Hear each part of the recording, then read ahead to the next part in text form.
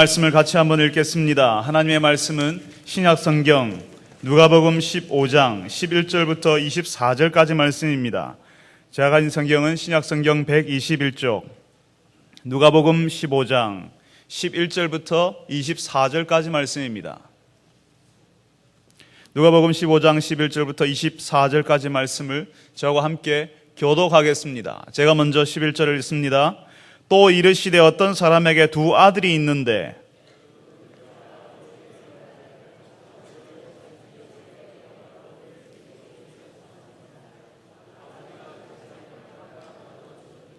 그 후 며칠이 안 되어 둘째 아들이 재물을 다 모아가지고 먼 나라에 가 거기서 허랑방탕하여 그 재산을 낭비하더니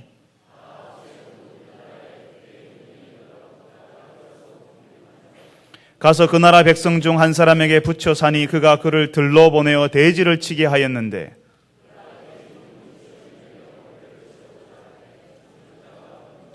이에 스스로 돌이켜 이르되 내 아버지에게는 양식이 풍족한 품꾼이 얼마나 많은가 나는 여기서 줄여 죽는구나.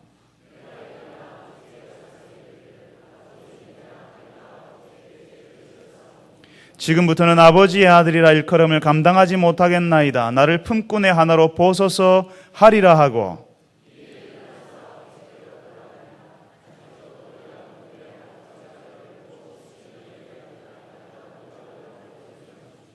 아들이 이르되 아버지 내가 하늘과 아버지께 죄를 지었사오니 지금부터는 아버지의 아들이라 일컬음을 감당하지 못하겠나이다 하나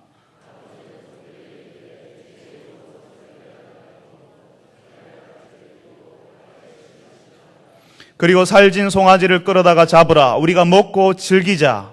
이 내 아들은 죽었다가 다시 살아났으며 내가 잃었다가 다시 얻었노라 하니 그들이 즐거워하더라.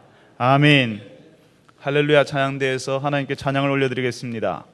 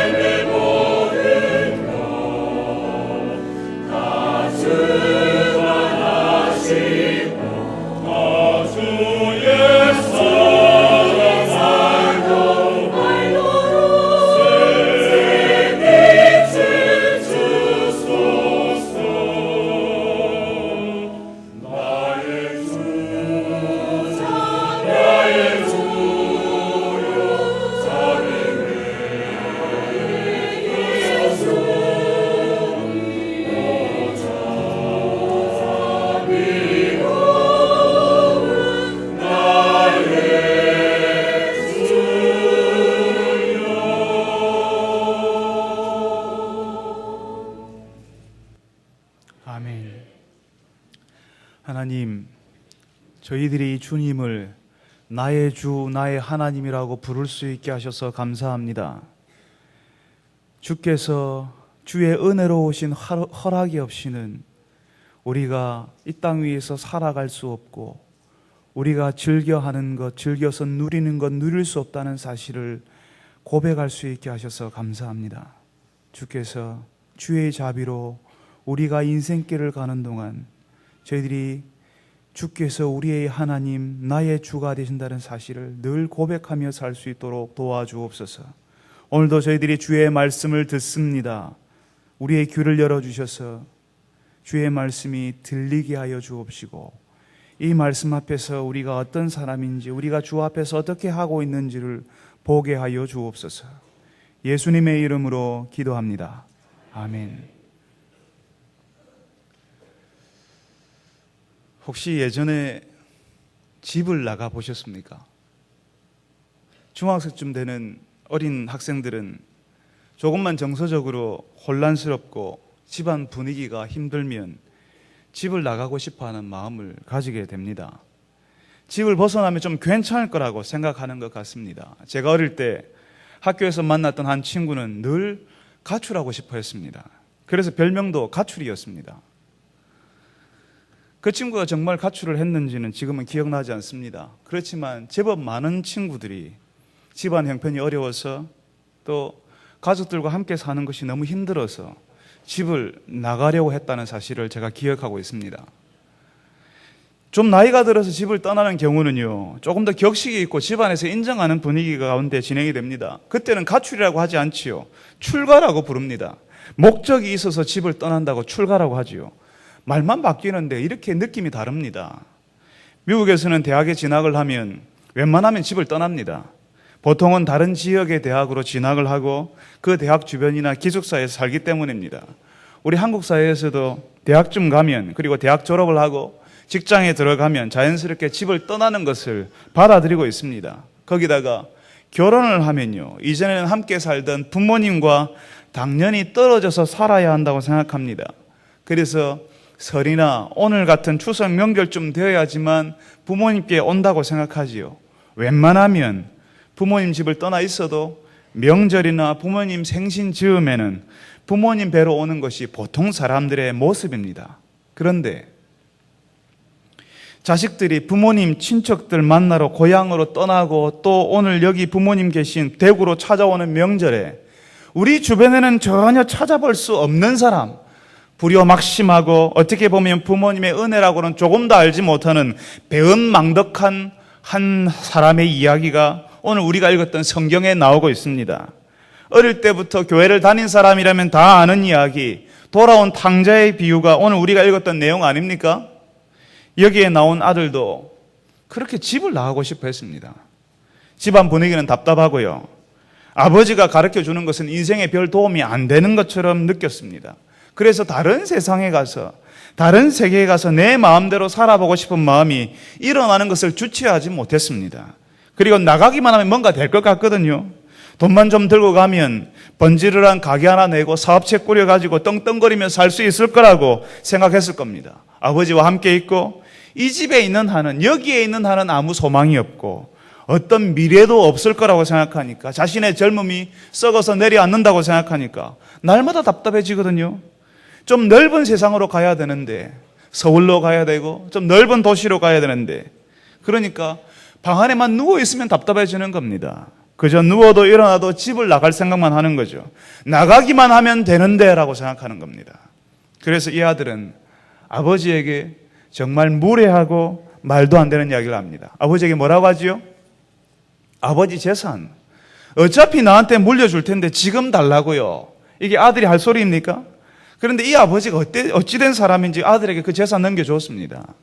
아들은 재산 넘겨받자마자 며칠 안 돼가지고 그 재산 처분해서 외국으로 가버렸습니다. 아마 이 둘째 아들은 집을 떠날 때 나 외국 가요, 한동안 못 볼지 몰라요, 사실 속마음은 영원히 안 돌아올 거예요, 그렇게 하면서 가지는 않았을 겁니다. 동네 사람들도, 집안의 형님도, 부모님에게도 인사 한마디 남기지 않고 야반도주했을 겁니다. 이걸 뭐라고 불러야 됩니까? 가출입니까? 출가입니까? 이 아들은 출가할 때를 기다리지 못하고 그냥 가출해버렸습니다. 아버지가 살아 계시는데 재산 상속해 달라는 것은요, 말도 안 되는 일이거든요. 그런데 재산 상속받고 아직 아버지가 살아 계시는데 자기 임의로 그 재산 처분한다는 것은 나는 아버지가 없어, 나는 아버지가 없어도 괜찮소, 나는 아버지가 없는 그런 사람이 아버지 없이 이 땅에 태어났어 하는 아주 상상할 수 없는, 그 당시 문화로는 견딜 수 없는 무례하고 아버지의 명예에 먹칠을 하는 그런 행동이었습니다. 살아있는 아버지를 이미 죽은 자처럼 취급하는 행동이었다는 겁니다. 그렇게 아버지가 살아있는데도 재산을 처분했는데 아버지에게 잘 갔다 오겠습니다 인사했겠습니까? 모든 것이 몰래 이루어졌을 겁니다. 며칠 만에 부동산을 전부 다 현금화시켜서 사업체를 다 정리해서 아버지가 물려준 거 전부 다 돈으로 바꾸어서, 그때는 뭐 은행으로 전신환으로 보내는 거 없었죠, 그죠? 그냥 인터넷 뱅킹 같은 게 없으니까 전부 돈으로 만들어서 짊어지고 쓰는 거 전부 짊어져서 그냥 밤에 몰래 동네를 빠져나가는 겁니다. 아마 영원히 돌아오지 않을 생각을 가지고 떠났을 수 있습니다. 내 다시는 이 동네에 돌아오는가 봐라, 내 다시는 동네 사람들 쳐다보는가 봐라, 이 지긋지긋한 거 돌아오지 않고 멋지게 살겠다라고, 다른 데 가서 멋지게 살겠다라고 생각하면서 떠났을 겁니다. 이제 아버지 없이도 아버지의 그늘에서 살지 않아도 된다고 생각했을 겁니다. 나는 이제 자유다. 아무도 나를 이래라 저래라 할 사람이 없다. 내 인생을 간섭하고 내 인생에 태클을 걸 사람이 아무도 없다. 나는 이제 내 마음대로, 내가 하고 싶은 대로 할 수 있다라고 하면서 떠나는 겁니다. 그런데 여러분, 이 아들이요, 오늘 성경에 보니까 돌아오고 있습니다. 우리 명절에 우리 아들, 딸들이 부모님을 만나러 돌아오는 것처럼 그렇게 돌아오고 있습니다. 영원히 돌아올 것 같지 않던 아들, 마치 다시는 아버지 얼굴 안 보고 살 것처럼 떠났던 그 아들이 오늘 우리가 읽었던 말씀에는 돌아오고 있습니다. 돌아가시지도 않은 아버지에게 재산 요구하고 그것으로 자기 마음대로 살기 위해서 떠나버렸던 아들이 얼마만인지는 모르지만 아버지 재산 다 탕진해버리고 이제 집으로 돌아오고 있습니다. 여러분, 사람이 원래 그렇거든요. 조금만 믿는 구석이 있으면 그것 믿고 끝까지 가보려고 하거든요. 아들이 아버지 재산 다 말아버려버리고 어떻게 할까 하는데 마침 그 나라에 흉년이 들어버렸습니다. 그래서 먹을 게 없습니다. 그러니까 돼지 치는 사람으로 전락해서 돼지가 먹는 음식 먹으려고 하는데도 그것마저 없습니다. 그래서 이 아들이 집으로 돌아갈 생각을 하는 겁니다. 밑바닥에서 다시 바닥으로 떨어지고 더 이상 떨어질 데가 없을 정도로 떨어지고 나니까 아버지 생각을 하는 겁니다. 더 이상 기댈 데도 없고요, 의지할 데도 없으니까 아버지 집으로 가면 어떨까라고 생각하는 겁니다. 아마 이 아들은 돈이 좀 남아 있었으면, 그 나라에 흉년 들지 않았으면, 아니 돼지가 먹는 음식이라도 조금이라도 먹을 수 있었다면 아버지에게 갈 생각 하지 않았을 겁니다. 사람이요, 조금이라도 의지할 때가 있으면 그것 붙들고 아버지께 올 생각 안 한다니까요. 지금 내가 붙들고 있는 게 있으면, 내가 의지할 구석이라도 조금 있으면, 지팡이라도 내가 짚고 있을 수 있으면 아버지께 안 온다니까요. 이 아들은 모든 것을 다 잃어버리고 유대인들이 정말 혐오하는 짐승 돼지 치는 사람으로 전락해 버렸을 때, 그리고 극심한 가난 굶주림 가운데 들어갔을 때 비로소 자신의 아버지와 함께 있던 때를 떠올립니다. 그리고 돌아올 생각을 합니다. 사랑하는 성도 여러분, 예수님께서 이 이야기를 해주시는 것은 오늘 우리가 읽었던 이 성경 속의 아들이 아버지께로 돌아오는 것처럼 하늘 아버지께로 돌아와야 할 사람들이 있기 때문에 그렇습니다. 오늘 예배를 드리러 나오신 분들 가운데는 어떤 분은 명절이 되어서 아버지 집에 왔다가 오늘 예배의 자리에 오신 분이 계실 겁니다. 어떤 분은 예전에 신앙생활 잘한다는 이야기를 곧잘 들었던 분일 수 있습니다. 그런데 다른 지방, 다른 지역으로 가서 살면서, 서울 지역으로 가서 살면서 신앙을 잃어버리고 세상에 예전에 그렇게 기도하고 바랐던 아버지의 하나님과는 아무 상관없이 지금 살고 있을 수도 있습니다. 세상에서 먹고 살려고 하다 보니까 하나님 아버지 떠나게 되고 신앙생활 좀 등한시하게 되고 교회 가는 것이 조금씩 교회 안 가는 시간이 길어지게 된 그런 분들이 계실 겁니다. 그 아버지 하나님께로 와야 한다고 늘 마음으로 생각하지만 실제로는 하나님 아버지 없이 살고 있는 분일 수 있습니다. 모처럼 고향 부모님 집에 온 김에 교회도 부모님 기쁘게 해드리기 위해서 모처럼 함께 오셨을 수도 있습니다. 어쩌면 다른 지역에서도 신앙생활은 하고 있지만 예전처럼 그렇게 하나님과 좋은 관계를 누리면서 하나님께서 인생의 길을 인도해 주시고 하나님께서 도와주셔야지만 살 수 있다는 그런 믿음은 없이 교회만 왔다 갔다 하는 그런 신앙생활 하실 수도 있습니다. 옛날에는 그래도 수련회 가서 눈물 흘리면서 기도하고 찬송하고 뜨겁게 그렇게 했었는데 지금은 교회 와도 맹숭맹숭하고 아버지 하나님보다 더 중하고 바쁜 것이 많으면 바로 거기에 그냥 가버리고 하는, 그렇게 생각하고 그렇게 사는 그런 분들이 우리 가운데 오늘 이 예배에 참여하실 수도 있습니다. 바로 그런 분들에게 예수님께서는 돌아오라고, 다시 한번 자신의 인생을 돌아보라고 말씀하시는 것입니다. 어떤 분은 늘 하나님 아버지께 미안한 마음을 가지고 있습니다. 신앙생활 열심히 해야 된다고 입버릇처럼 말하지만 정작 하나님께는 진심으로 나오지 않습니다. 이제까지 하나님 없이 살았는데 이제 와서 하나님께 오려고 하니까요, 미안한 겁니다. 면목이 없어서요, 웬만하면 교회 이야기는 안 하려고 하거든요. 교회에서 알고 지내던 사람들 마주치지 않으려고 합니다. 전화 와도 그냥 대충 이야기하고 끊어버리려고 합니다. 예전에 열심히 신앙생활을 했는데 지금은 하나님 아버지와 전혀 상관없는 생활을 하고 있는 내 자신을 보면서 하나님께 갈 용기를 얻지 못하는 겁니다. 용기를 내지 못하는 겁니다. 결정적으로는 하나님 아버지보다는 지금 내가 붙들 수 있는 것이 남아 있어서 하나님 아버지께 지금 가지 않아도 된다고 생각하는 겁니다. 지금 내가 붙들고 있고 나를 떠받쳐 주는 것이 조금이라도 되니까 월 얼마씩 받고 있고 아직은 괜찮고 아직은 버틸 수 있다고 스스로 위안을 삼는 겁니다. 아직 건강도 괜찮고 아직 내 가족들이 나를 지원해 주고 있고 아직 그렇게 막다른 골목에 내가 들어가지 않았으니까 하나님 아버지께 가지 않아도 된다고 믿고 있습니다. 직장도 그럭저럭 돌아가고 사업처도 돌아가거든요. 아직 나이도 좀 젊다고 생각하거든요. 몸도 건강해 보이거든요. 그러니까 아직 괜찮다고 생각하는 겁니다. 아직 하나님 아버지께 가지 않아도 괜찮다고요. 아니, 왜 올 수 있을 때 오지 않습니까? 하나님께서 이런 말씀, 이런 메시지를 통해서 부르시고 계신다는 사실을 왜 깨닫지 못하십니까? 아직 하나님 없이도 살만하니까 내가 살 수 없을 때까지 버텨보다가 그래도 살 수 없으면 그때 오겠다고 하는 그 고집, 그 악독한 고집을 왜 꺾지 못하십니까? 그래서 하나님께서 막다른 골목으로 밀어 넣으시고 마치 오늘 성경에 나오는 둘째 아들처럼 아무것도 없이 다 잃어버리고 온갖 수모와 배고픔을 다 겪고 난 다음에 그때 오려고 하십니까? 오늘 이 자리에 함께 예배드리는 분들 가운데는 인생의 젊은 때를 다 보내고 난 다음에, 우리 교회 성도들 가운데는 인생의 젊은 때를 다 보내고 난 다음에 하나님 아버지께 나오신 분들이 계실 겁니다. 그분들에게 여쭤보십시오.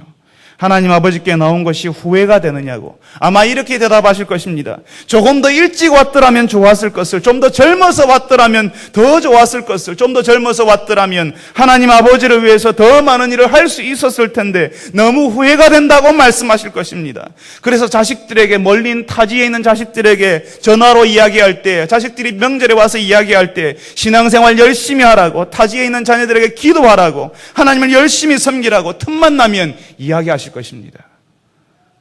목사님, 저도 신앙생활 한번 제대로 하고 싶습니다. 옛날에 저도 열심히 했습니다. 그렇지만 지금 생활이 너무 부끄러워서 다른 사람들이 보면 지금 나를 어떻게 생각할까봐 자꾸 자신이 없어집니다. 이렇게 하시는 분이 계실 겁니다. 어쩌면 지금 생활이 정말 하나님이 기뻐하지 않는 생활을 하고 있어서, 그리고 쉽게 그 생활을 청산하는 것이 힘들어서 하나님께 나오지 못하는 분이 계실 겁니다. 성경에 나오는, 오늘 우리가 읽었던 이 말씀 속에 나오는 이 아들도 정말 부끄러운 직업을 가지고 있었습니다. 유대인들이 가장 혐오하는 짐승이 돼지였는데요, 그 돼지를 치는 일은 유대인들은 아무도 하지 않았습니다. 유대인들이 개처럼 여기는 이방인들이 하는 아주 수치스러운 일이었습니다. 지금이야 우리 문화 가운데는 그거 아무것도 아닙니다만은 그 당시에, 예수님 당시의 문화에서는 돼지를 치는 사람은 수치스러운 일을 하는 사람이었습니다. 정말 제정신으로는, 맨정신으로는 할 수 없는 일이었습니다. 누가 그런 일을 하고 싶겠습니까? 어디 가서 나 그런 일을 한다고 말하지도 못합니다. 그런 일이라도 해서 먹고 살아야 하는데 지금 이 아들은 그런 생활을 했던 자기 자신을 생각해 보는 겁니다. 내가 이런 일을 했는데 아버지가 뭐라고 하실까? 내가 무슨 일을 저질렀는지 다른 사람들이 알면 어떻게 될까 하고 그냥 자신이 있는 자리에서 그냥 주저앉아 버릴 수 있는데 오늘 성경에 보니까 이 아들은 스스로 돌이켜라고 이야기하고 있습니다. 이 아들이 보통 아들입니까? 아버지가 두 눈 뜨고 살아계신데 재산 물려달라고 했지요. 그 재산 아버지가 생존해 계실 때 다 처분해버려서 아버지가 죽은 사람인 것처럼 아버지 없는 사람인 것처럼 그렇게 집을 떠났지요. 그래서 동네 사람들에게 이 아버지 저 사람 참 안 됐다. 어떻게 저런 불효막심한 아들이 태어나가지고 저런 수모를 당하나. 아버지 명예가 땅에 떨어지도록 만들어버렸지요. 거기다가 물려주신 재산 다 날려버렸지 않습니까? 그 당시 사회와 문화에서는 용납되지 않는 직업, 돼지를 치는 일을 하지 않습니까? 자신이 한 일을 생각하면 도저히 아버지께 올 수 없습니다. 오면 안 됩니다. 무슨 낯짝으로 돌아온단 말입니까? 그런데 이 둘째 아들이 정말 잘한 게 한 가지가 있습니다. 이 둘째 아들이 배은망덕하고 은혜를 모르는 불효막심한 아들이지만 그렇지만 이 아들이 정말 잘한 것 한 가지가 있습니다. 그것은 자신의 과거, 지금 자신의 모습을 보지 않고 아버지를 생각했다는 것입니다. 자신의 모습을 보는 것이 아니라 아버지를 생각하는 겁니다. 예전에 알았던 아버지, 그 아버지의 집을 떠올리고 그리고 아버지께 가면 어떨지를 생각했다는 것입니다. 바로 여러분, 바로 여기에서 우리가 알아야 될 중요한 사실이 있습니다. 우리는 이 아들이 아버지께 죄를 지었던 것처럼 하나님께 범죄하고 나면 두려운 마음이 생깁니다. 그 죄가 자꾸 반복이 되고요, 쌓이게 되면요, 그 죄가 많고 크다고 느끼면요, 하나님 아버지께 돌아올 용기가 사라져버리거든요. 그냥 이 하나님께 예배드리는 것도 힘들고요, 기도하는 것도 힘들어요. 찬송이 나오지 않습니다. 목구멍에 탁 막혀가지고요, 찬송을 부를 수가 없어요. 설교를 들어도 설교가 들리지 않습니다. 하나님 앞에 내가 부끄러운 생활을 하고 있다고 여겨지면 그 다음부터 관계가 확 막혀버리는 겁니다. 기도가 되지 않습니다. 혹시라도 하나님 아버지께 왔는데 또 똑같은 죄를 또 범하잖아요. 그러면 하나님께서 용서하셨다 하더라도 내가 내 자신을 내가 용서하지 못하는 겁니다. 그래서 하나님께 나오지 못하는 겁니다. 하나님께 나오는 것을 포기해버리는 겁니다. 그냥 예전에 살던 생활로 그대로 계속 쭉 나가버리는 겁니다. 사랑하는 성도 여러분, 그런 때라도 하나님께 나와야 합니다. 하나님께서 우리 죄의 심판자로 여러분을 세우지 않았습니다. 우리 자신을 세우지 않으셨습니다. 하나님께서 우리를 받으시고 용서하시겠다는데 왜 우리가 우리를 용서하지 못합니까? 왜 여러분이 여러분을 계속 정죄하고 있습니까? 하나님이 여러분을 용서하시겠다는데 하나님께서 여러분의 과거를 묻지 않고 여러분이 지금 어떤 모습이든지 묻지 않고 용서하시고 받아주시겠다는데 왜 여러분이 여러분의 모습을 보고 실망하고 여러분이 여러분 자신을 용서하지 않습니까? 사단이 하는 일이 있습니다. 사단이 하는 일이 계속 우리 귀에다 속삭이거든요. 그러니까 너는 가면 안 된다고요.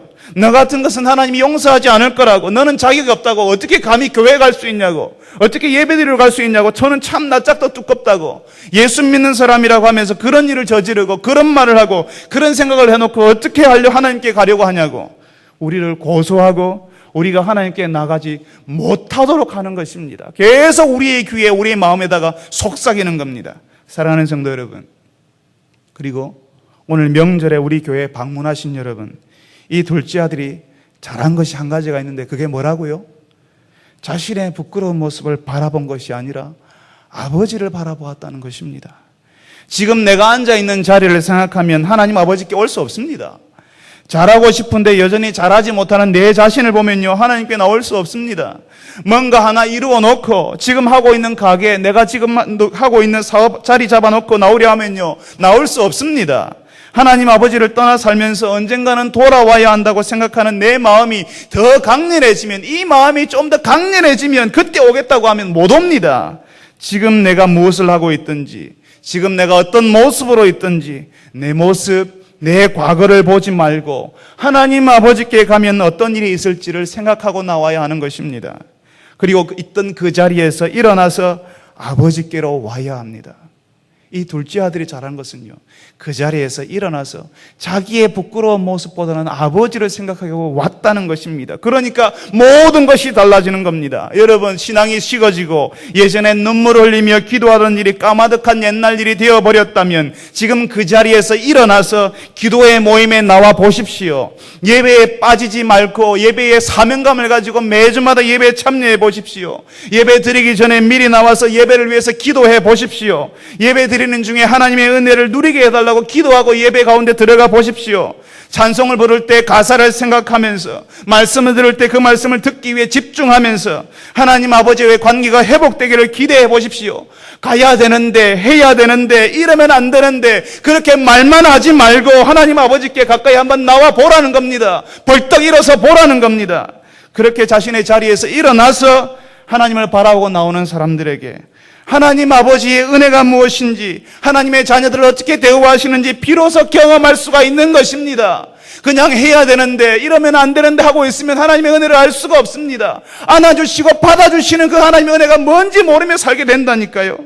오늘 이 예배에 참여한 여러분들이 그 하나님 아버지의 은혜 받아주시고 용서하시고 우리를 아들로 받아주시는 그 아버지 하나님의 은혜를 경험하고 누리시는 분들이 되시기를 바랍니다.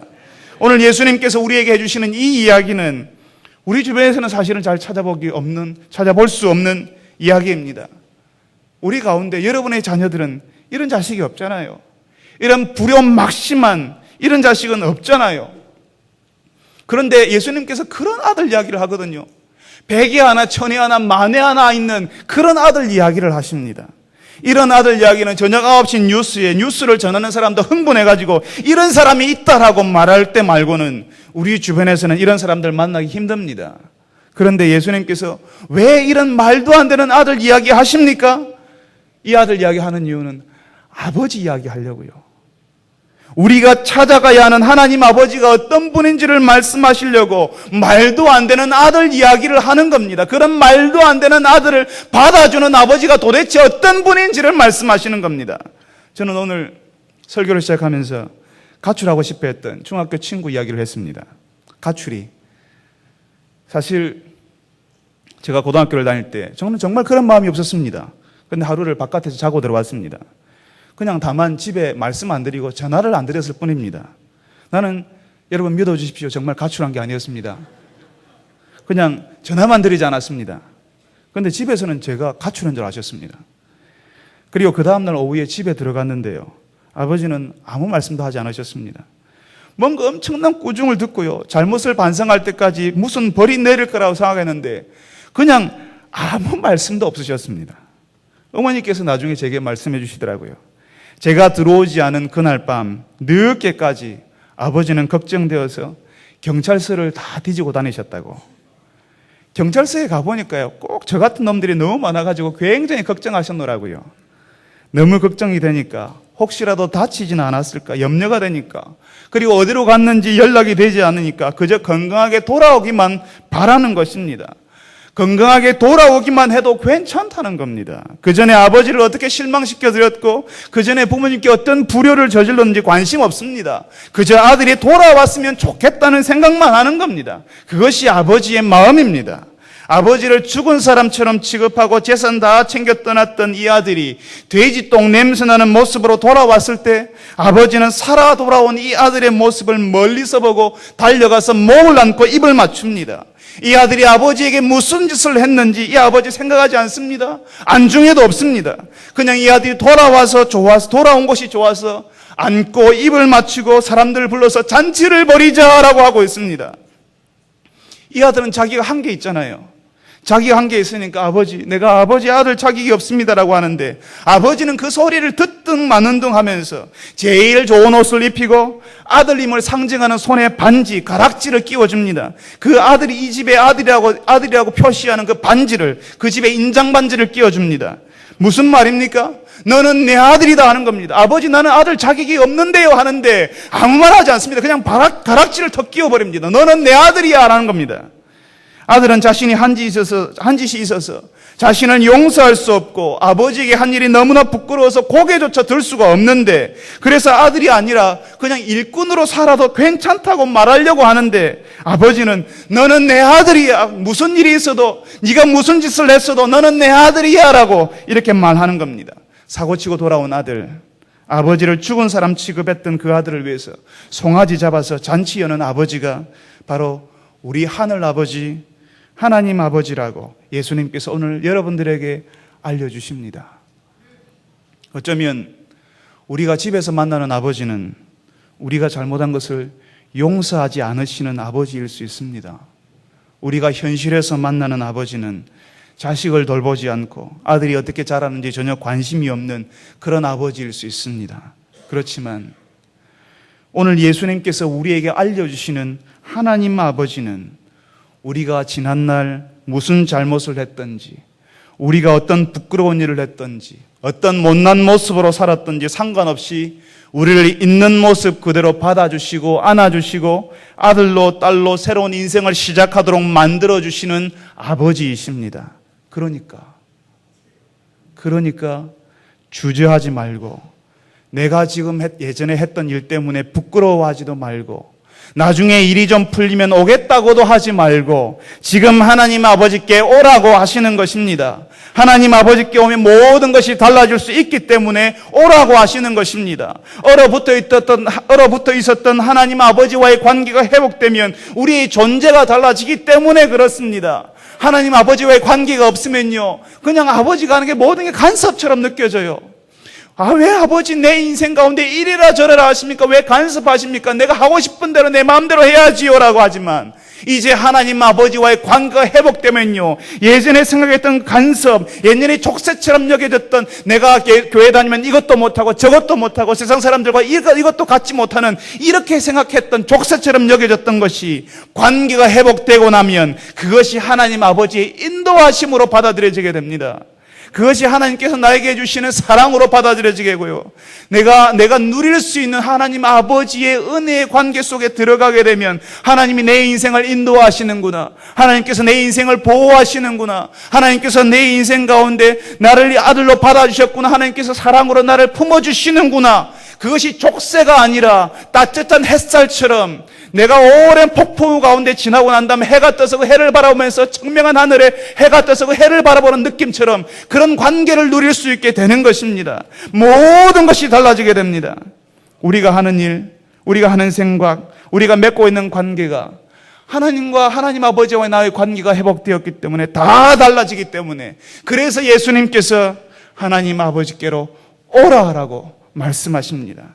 사랑하는 성도 여러분, 여러분은 하나님 생각할 겨를 없이 바쁘고 분주하게 살았을 수 있습니다.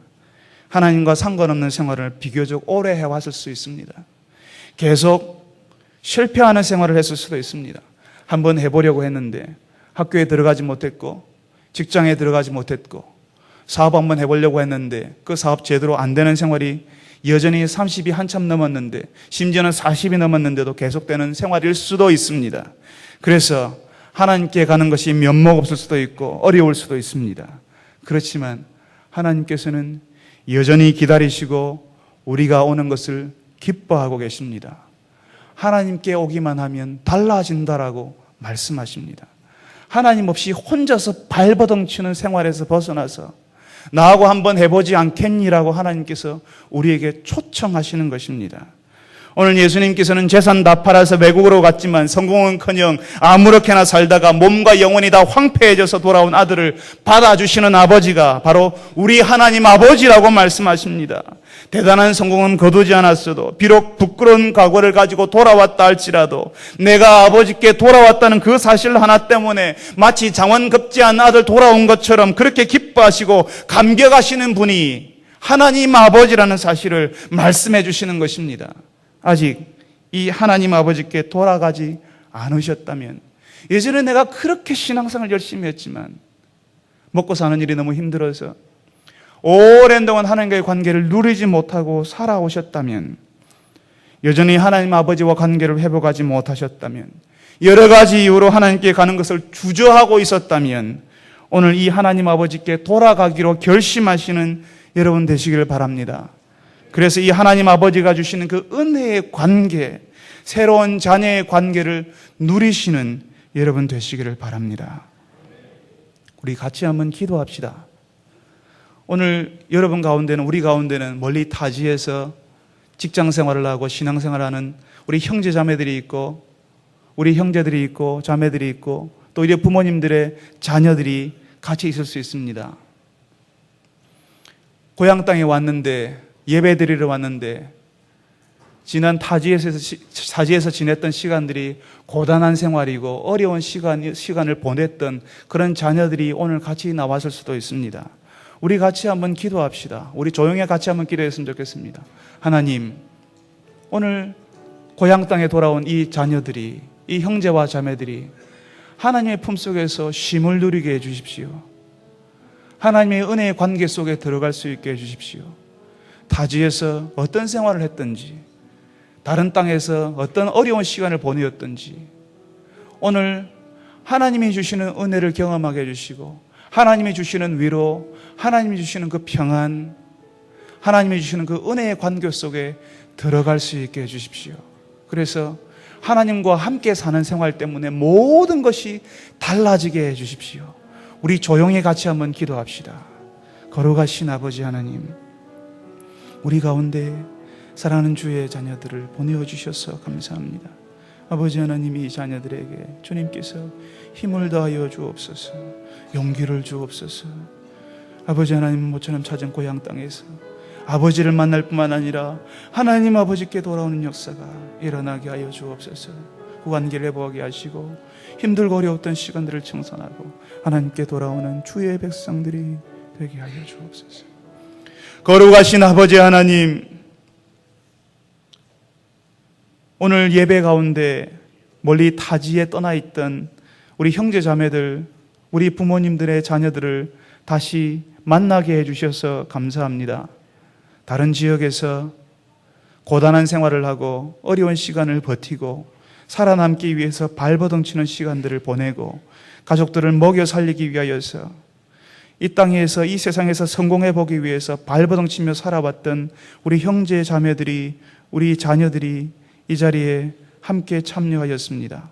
주님, 오늘 고향 땅을 찾았고 부모님을 만나러 왔는데 그 부모님 가정에서 쉼을 허락하여 주옵시고, 이 부모님만 만나는 것이 아니라 하나님 아버지께서 주시는 그 은혜의 관계 속에 들어갈 수 있게 하여 주시옵소서.